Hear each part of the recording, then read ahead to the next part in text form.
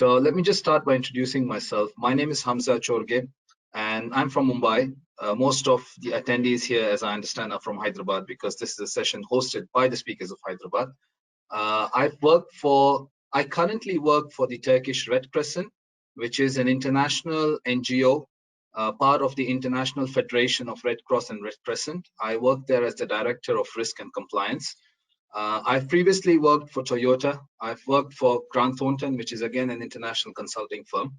Most of my professional life has been revolving around 4 topics that you currently see displayed on the screen, which is governance, strategy, risk, and audit. We need to have these 2 main concepts in mind. The first one is that resilience is the capacity to recover quickly from difficulties. It is how tough we are. And the second key concept in mind is flexibility or elasticity, the ability of a substance or an organization to spring back into shape, to get back into normal, right? So on one side, we are tough. On the other side, we're elastic and we are flexible. Now, this is the general definition of resilience. Now, let us talk about resilience from a corporate perspective. Let's talk about it from a business perspective, right? We say that resilience is the ability of an organization to time and again, withstand events and instances that would negatively impact its objectives and its going concern. It's not just one time, it's not just 2 times. It is a continuous ability of an organization to withstand negative events that could generate a negative impact on the going concern or key objectives of the organization, key goals that the organization is trying to achieve. We also say, from a corporate perspective, that resilience happens when we build systems that can prospectively identify threats, prospectively, meaning before they occur, before we actually are faced with that threat, adapt and flex with speed, maximize opportunities in the face of threats, and come back stronger. So what we're trying to say here is that we need to have a system which can do it continuously. We can continuously identify threats, be flexible, and while we are flexible, we need to have that speed element. We need to be fast, because flexibility without speed will keep us behind, and we won't be able to respond in time, and the crisis will hit us more than we can absorb. So we need to have that flexibility with speed. We need to maximize opportunities while we are in the crisis, while we are, because that's actually something that is part of resilience. When you get hit, you know, imagine you're in a boxing match, right? Imagine you're in a boxing match. Someone's punching you on your face, right? What you try to do, you try to defend. You try to take the punches on your hand. And then while you're defending yourself, you're looking for that one opportunity where that guy slows down, or where that person has given you a window of opportunity to punch him back. So that's exactly what a resilient organization does. They look for that one window of opportunity and they maximize on that opportunity in the face of threat, and they come back stronger. Now, let us ask ourselves, right, for the sake of discussion, all this sounds good, Hamzah. Us being working for an organization, or me making my organization strong, able to withstand all these crises, and then maximizing all these opportunities and trying to come back stronger. But why is this so important? Why should I bother myself keeping myself updated about this issue? Why should I bother myself spending my energy and spending the resources of the organization for it to become resilient? Because it takes a lot of resources. It takes time. It takes a lot of discussion between different layers of the organization. It takes a lot of money. So this is something that is a very resource-consuming activity to make a resilient organization. It is far more easy to just say, you know what, I'm selling this product, and my only job is to make sure I sell this product, and that's it. But so let's come back to the question and ask, why is it important anyways? You know, why should I be worried about building a resilient organization. My proposed answer to this question is that these days, challenging times are the new norm. We do not have the luxury of assuming that we will not be facing challenges in this day and time. Coronavirus is not the only challenge that we have faced in recent times. Yes, it is a very dangerous one. It is a very serious one. But just before all this coronavirus started, there were other challenges on a global level that organizations were facing and still are facing. And those challenges have become a norm for the organizations. So because of this, it is essential for us to build an organization that can withstand these challenges, that can be resilient in the face of these challenges. Then we also have the safety, and we also have this argument, and I think this is a very valid argument. Safety and stability is essential for prosperity. So we are responsible for it, no matter where we are, what department we are in. We need to try to put resilience into everything that we do on a daily basis within our organization. So now let's jump into how to actually go about and do this, how to actually build a resilient organization. Now remember when we started, I said that let's divide this how to section into 3 different subsections. So we have this pre-challenging times. What do we do in good times?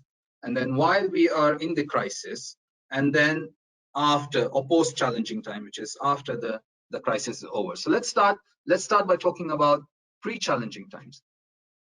How do we approach resilience in good days?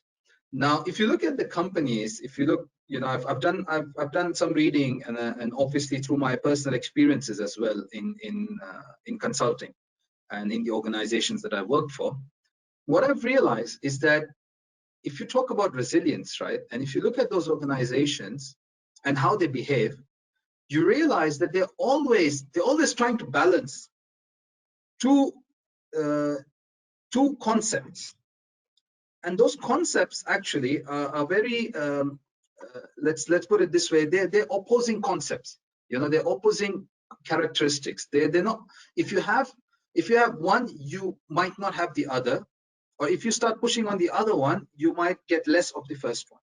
So those two concepts that I've noticed are adaptation and performance. So these organizations try to balance performance and adaptation. Now, let me explain more what performance and adaptation here means. Now, resilient organizations perform the best and are also good at adapting. Adapting meaning creativity. They're good at efficiency in one hand. They have processes that are very efficient. Think of Toyota, for example, one of the organizations that I work for. They are known for their production. They are known for the quality of their production and efficiency, low-cost production methodologies that they have come up with. So they're very efficient. So they're very efficient. They have this performance side. They're taking care of the performance side. They're very efficient in doing what they're doing. But then they also need to have an adaptation side, which is they need to be creative. If Toyota does not come up with models that excite customers, no matter how efficient they are in their production process, I think Toyota as an organization will fail to sell their vehicles. And we could relate to this across many industries. Let's talk about cell phones, for example. Nokia was one of the most efficient producers of cell phone. I don't think any of us today in this webinar has the Nokia phone because they didn't adapt. They didn't adapt to the new environment, to the new technology, to the new aspirations of customers and the challenges that they faced from their competition. So resilient organizations always live on an edge. They have this controlled chaos within the organization. They're never comfortable. They never feel comfortable. They know that they need to improve their efficiency, but at the same time, they're always on the lookout. They're always looking outside and they're scanning the market and they're scanning the universe and they're saying, you know what, what's the next big thing that could be a threat for me? What's the next big thing that I can use as an opportunity to continue being successful and to continue being the leader in my segment, or to continue achieving the objectives that I've set for myself as an organization.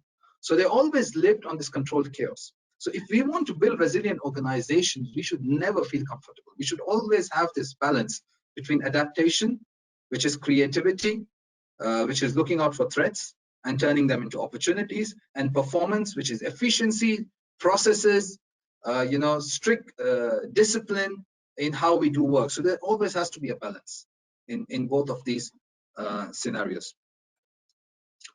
So, like I said, we need to constantly improve existing systems while on the look for the next disruption and opportunity out there.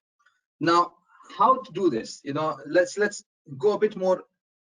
Let's try to dive in a bit over here. So pre-challenging times, we are saying that we need to have a balance, right?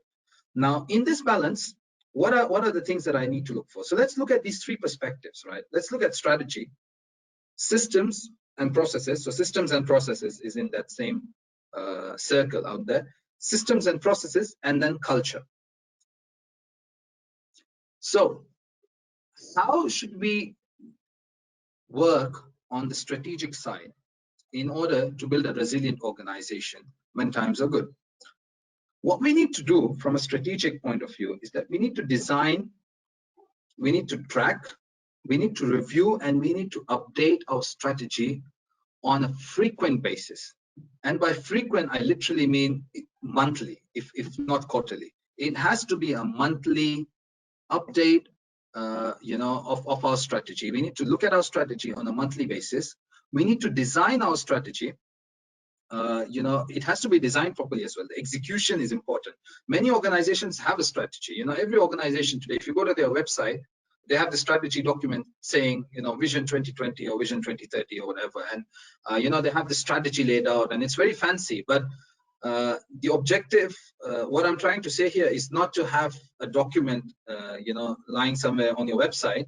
What I'm trying to say here is that that strategy should be implemented and inbuilt in the DNA of your organization. You should be able to track it. You should be able to live it on a daily basis. And there are tools in the market to do that. There are tools like Balanced Scorecard, where each and every objective that you have as an organization, you can link it to a strategy that you're pursuing. And that strategy will have some action items that need to be done on multiple aspects, like financial or customer side or supply side. And these are tools that many organizations, many successful and resilient organizations are using to track their strategy, to ensure that their strategy is inbuilt within the DNA of the organization. And I've worked for those organizations. Even at Turkish Red Crescent, we're trying. We have come a long way to do that. I think we are not there yet, but I think there's a little bit more ground that we need to cover. But with Toyota and with other companies that I've worked for, the strategy was a very living thing that they used to live on a daily basis through balanced scorecards and through monthly update meetings on strategies. So the strategy is an essential aspect of this resilient structure. Then let's move on to systems. Now the strategy translates itself through systems and processes. Systems, yes, you could think about as an ERP system, such as SAP or Oracle, or you could also, or you might not even have any system. It could just be manual, or some sort of, how to say, a system that you've made for your own organization, a bespoke system that you have for your own organization. But what's important here is that we need to look at the processes. And when we design the processes, we need to design the processes having flexibility in mind. Why? Because of the point that I just mentioned in the slide before. Remember, we are trying to balance between performance, efficiency, and adaptability. right? So we're trying to balance. So when we're trying to balance this, our processes should show that balance. They should show that we have flexibility in mind. So today we are being efficient, but tomorrow if there's a new product, if there is a new threat, if there's a new opportunity, I can quickly modify my processes, or my processes are designed in a way naturally that I don't even need to modify them, and I can start working on this new product or on this new service line or this new marketing channel that is very essential for us to achieve our objective. So whenever we design processes, we need to consider flexibility.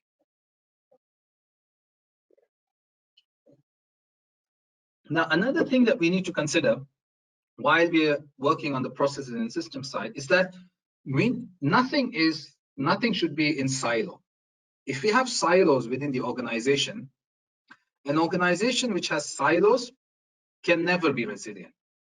Because when you're faced with a threat, you will get into the bureaucracy of organization. You will get into my department, my business area, my sub, company, my this, my that, and every function does not have an effective and efficient way to talk to each other using normal processes. So that organization is bound to fail, because that's a big ship which is controlled by many captains, and each captain is deciding on its on the direction by his or herself.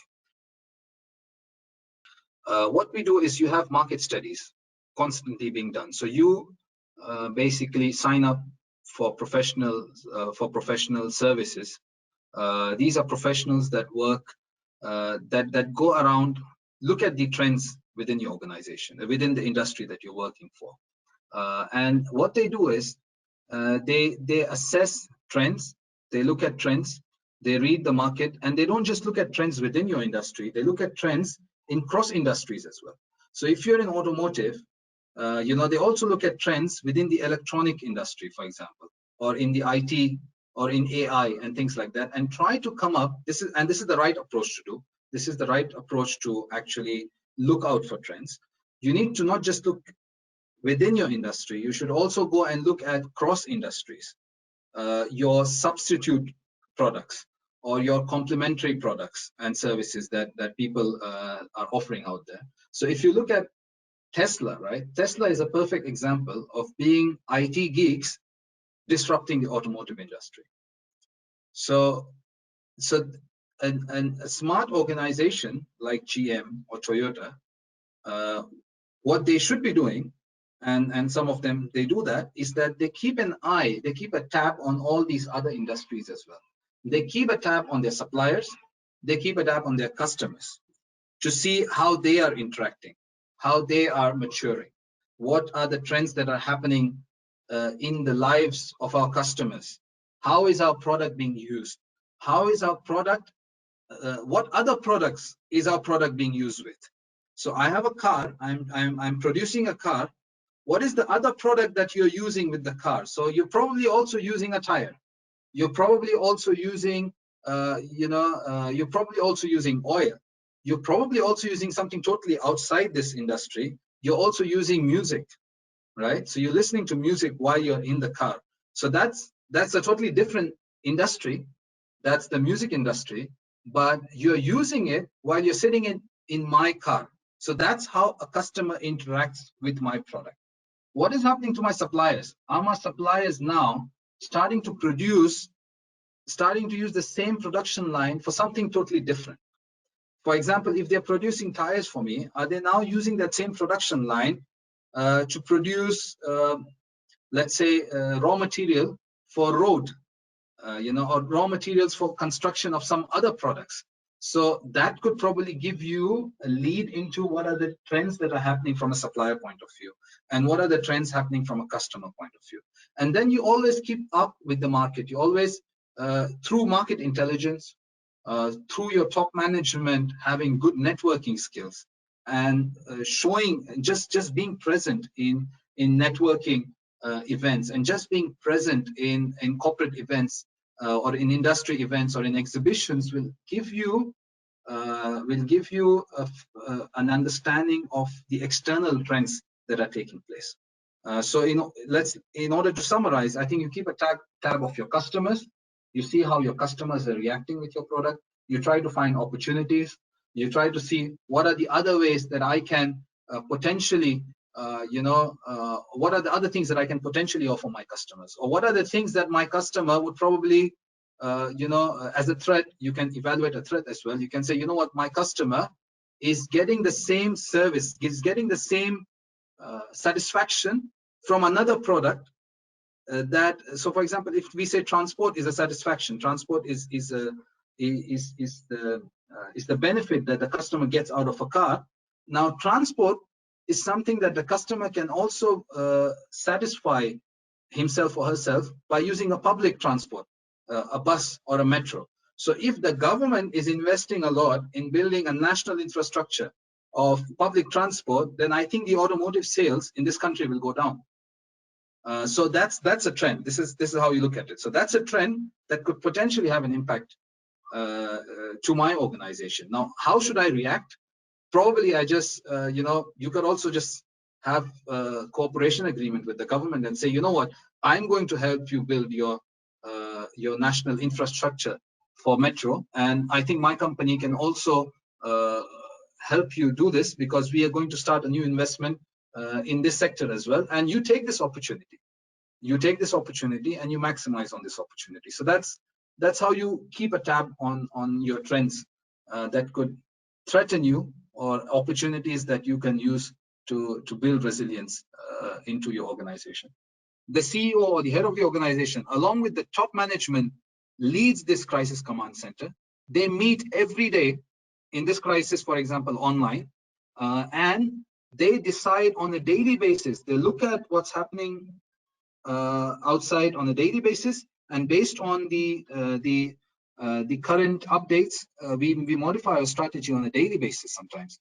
So there has to be a crisis command center in a challenging, when you are facing a challenge, when you're facing a crisis, because the decisions have to be taken swiftly, and they have to be considered and discussed with all major players within the organization. Then you also have to focus on execution over perfection.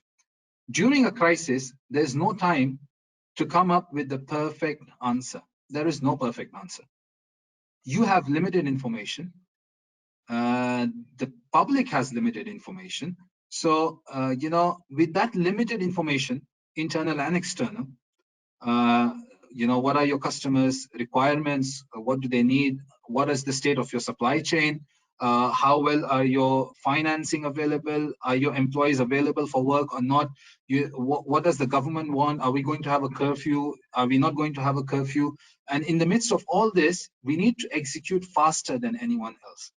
So while we execute, we need to communicate, we need to tell it to the stakeholders. We need to communicate with the stakeholders, and we need to tell them that this is the information that I have.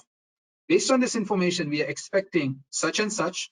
And because of such and such, this is the measure that we are taking right now. This is how we are going to supply food to you. This is how we are going to sell our, let's say, our essential supplies or market supplies to you. We are going to send someone home. This is how you're going to have Domino's. You're going to have Domino's guy come to your house. He's never going to touch your pizza, and the whole process is done by machines, for example. So execution is very important. You need to quickly execute when it comes to a crisis. You need to create conversations and not become one of them. If you don't create conversation, people create conversation, and they are the one who are leading the narrative and leading the conversation against you. So before people do that, before your customers, before the government, before the shareholders, start creating their story, you need to have your own story. And during a crisis, it is very essential, and I believe this has to be taken very seriously. It is essential that you have short but frequent messages on daily basis. Go out 5 minutes, create a 5-minute video and say, you know what, this is the update for today. Just like what the World Health Organization president or secretary general does these days. Every day he has a press conference. And every day he says, you know what, this is what has happened today. This is what we are doing. And this is how we are learning. These are the questions for which I have no answers. these are the answers that I have, but I'm not sure how I'm going to deal with them, right? So he is using frequent, communication to create the conversation and not become part of them. And also, research suggests that the conversation should be video.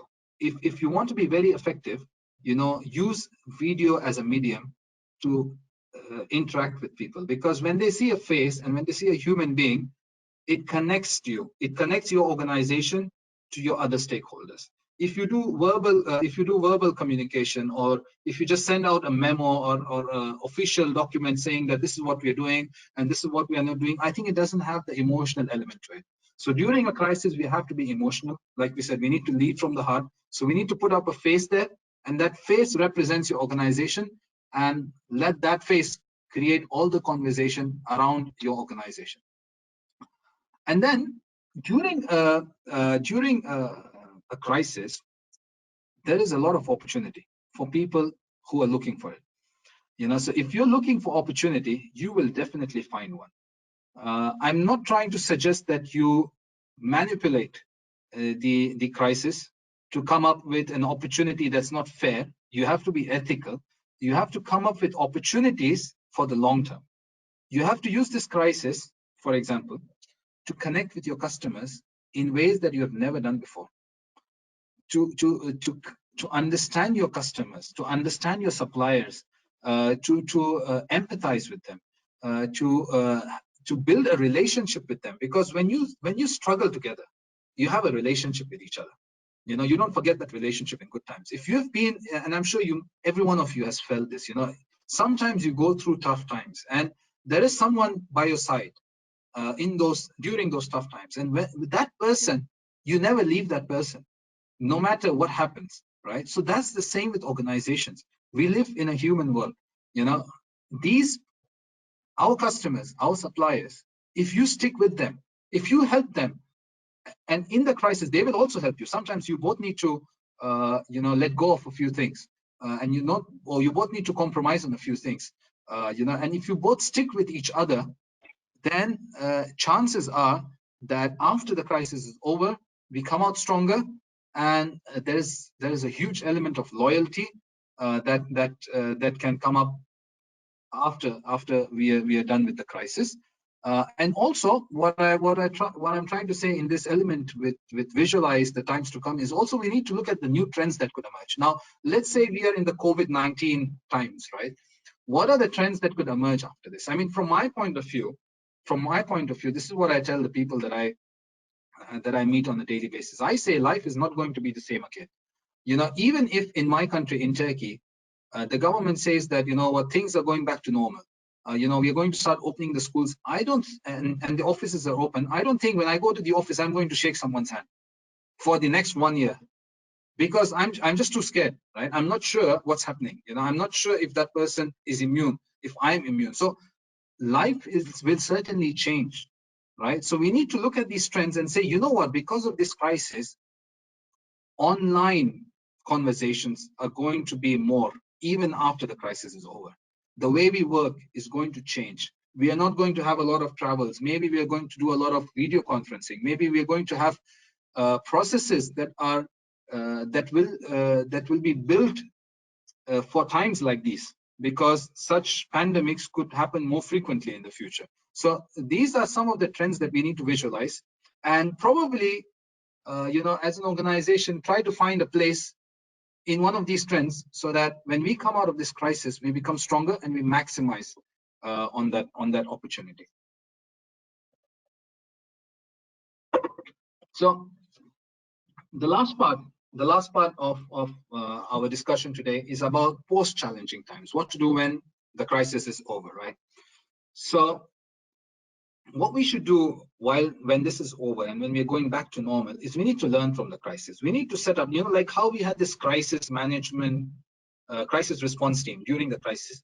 We need to have a post-crisis response team. A group of professionals who sit down and say, you know what, this is how the crisis unfolded. This is what we did. This is what worked. This is what did not work. This is how I think, going forward, we could do things better.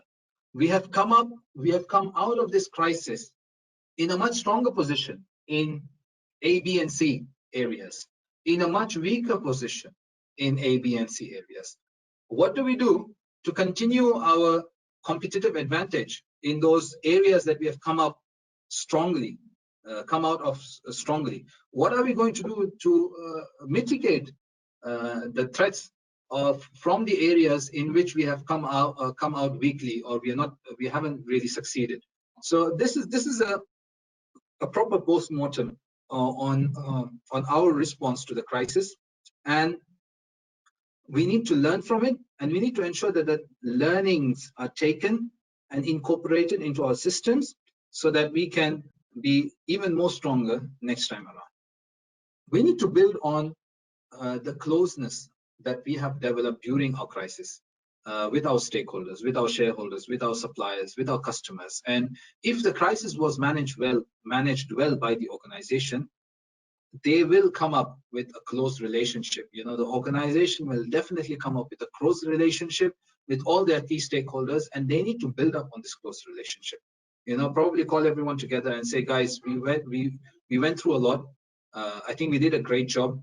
It is worth congratulating each other.